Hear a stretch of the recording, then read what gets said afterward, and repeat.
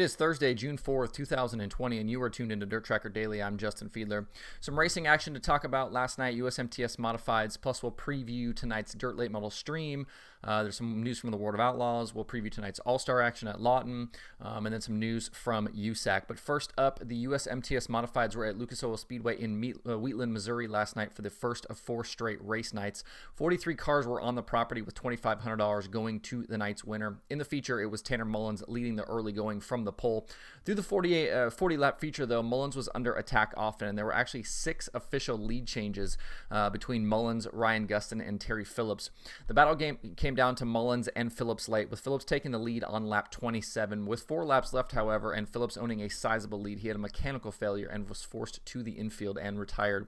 That handed the lead back to Mullens, and he drove away over the final 4 laps to earn his first ever USMTS feature.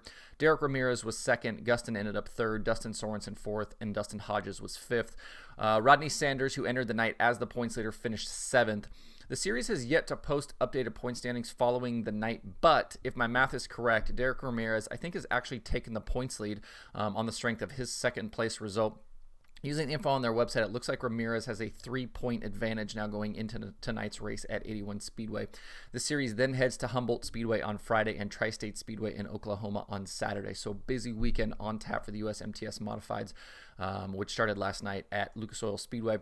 We'll talk about some of this stuff more tomorrow and then through the weekend to get you updated on probably on Monday with updated point standings and things like that from the USMTS. I wish the USMTS had highlights available, though. That's the one thing I think they're kind of missing right now. You can definitely get a lot of information on their website and kind of glean from the post-race press release, but would like to see a highlight package from USMTS going forward. That would certainly make it a little more entertaining. Tonight is the opening night of the Dirt Late Model Stream at Eldora, replacing what was supposed to be the Dream Weekend. 48 drivers were invited to participate, and the field is stacked. If you want to see the full list, I believe Dirt on Dirt has a list, and you can probably find it elsewhere as well. Tonight and tomorrow night are prelim races, both paying $10,000 to win, with drivers earning points to set themselves up for Saturday night's heat races. The full weekend purse is over $200,000. I think it's like $205,000. Saturday's winner will take home $50,000. Last season, Brandon Shepard was the winner on Dream Saturday night. He will obviously be looking to repeat that performance. Looking over the entry list and who's been so good so far this season, I think you've got to keep an eye, obviously, on Shepard. But guys like Ricky Weiss, Jimmy Owens, Tim McCready is leading the Lucas points right now. Jonathan Davenport has a couple of wins. Ricky Thornton Jr. has been on a hot streak lately. And Kyle Bronson is a guy who's been successful so far this year with Lucas. Has had some good runs and is, I think, 5th right now in the Lucas points. I think one to really pay attention to though is Brandon Overton. He and his Wells race team have been really good so far this season. Multiple wins. They just recently went back-to-back at East Bay with Lucas. So he's definitely going to be one of those ones that you're going to have to pay attention to, and one that you're probably going to have to beat if you want to take down that $50,000 prize on Saturday. So should be a really fun weekend of racing starting tonight. No fans will be in the stands at Eldora, but all the action can be watched live on Flow Racing with your subscription. The show goes live tonight and all nights through the weekend at 6:30 p.m. Eastern. We'll be back tomorrow to recap the action from tonight and then we'll get you prepared for the weekend and the other racing going on. The World of Outlaws announced yesterday, in addition to their 2020 schedule, the series will take on Tri-State Speedway in Haubstadt, Indiana on June 19th and 20th for the first ever doubleheader weekend at the racetrack. Limited tickets will be available and can be purchased at worldofoutlaws.com. As part of the announcement, the series also announced the cancellation of the June 17th race at the Dirt Oval at Route 66 in Joliet, Illinois. The June schedule for the Outlaws now includes Beaver Dam this weekend, Knoxville Raceway on June 12th and 13th, Haubstadt on June 19th and 20th, and the AGCO Jackson Nationals at Jackson Motorplex on June 25th, 26th, and 27th. If you'd like to check out more information on this announcement and the schedule, you can visit worldofoutlaws.com and see all of that. After some fantastic racing this last weekend at Park Jefferson, the All-Star Circuit of Champions is back tonight. They're at Lawton Speedway in Oklahoma as part of their Thunder Through the Plains schedule. And we've talked about this the last couple of weeks, kind of a non-traditional part of the country and schedule for the All-Stars right now, just trying to get some racing in and get their season rolling. There's going to be a stacked field of 410 cars expected this weekend starting tonight. All the series regulars will be there, but Kyle Larson should be there, Tony Stewart, the Selzy brothers, Gio and Dominic, Ian Madsen, and a lot more guys. So it should be a really, really nice couple of nights here for the All-Stars of some of the drivers that are expected. There are 2 official race nights complete. Aaron Reitzel is the points leader over Austin McCarl right now. Those 2 drivers won the features from over the weekend. I believe I just saw on Twitter the McCarls will not be racing, so Austin will not keep that second place spot in points following tonight. But should be a fun couple of days of racing and really a couple of weeks of racing here for the All-Stars as they kind of trek through the, Texas, Oklahoma, Louisiana, some other stuff like that.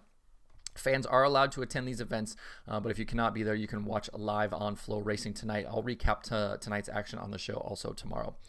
USAC National Sprint Cars are back in action this weekend following a several-month hiatus due to the pandemic. The series returns Saturday to 34 Raceway in Iowa, followed by the Federated Auto Parts Raceway at I-55 in Missouri on Sunday.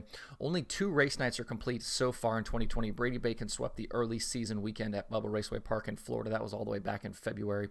He currently leads the point standings over Chris Windham and Justin Grant. The entry list for Saturday at 34 is stout. 44 drivers pre-entered. Dave Dolan won the series' last visit to the track in 2013. 44 drivers will also compete Sunday at Peevely with Jason McDougall, the most recent winner at the track. That was back in 2018.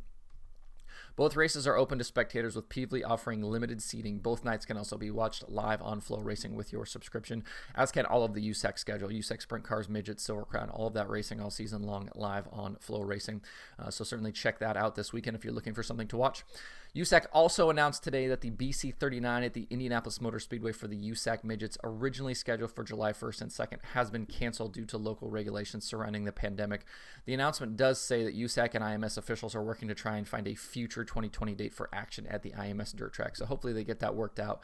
I know that race has kind of been a fan favorite and a competitor favorite here the last couple of years, getting the opportunity to run midgets at the IMS dirt track. And, a lot of NASCAR drivers have been involved, Ricky Stenhouse and some other guys, Larson, things like that, have entered that race here in the last couple of years. So hopefully they get something rescheduled there because obviously that's a fun one.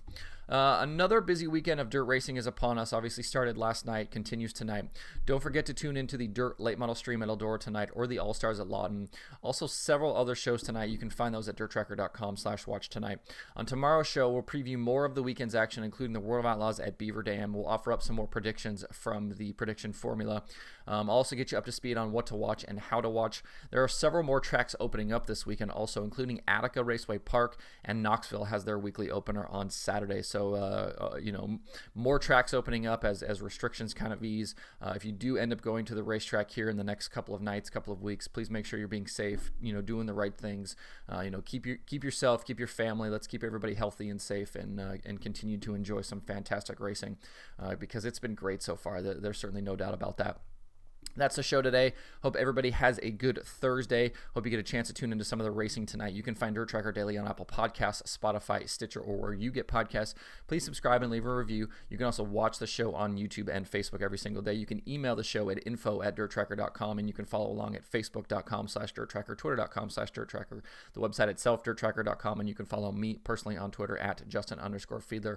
You can sign up for the Dirt Tracker weekly newsletter live on the site. I sent a new one of those out yesterday.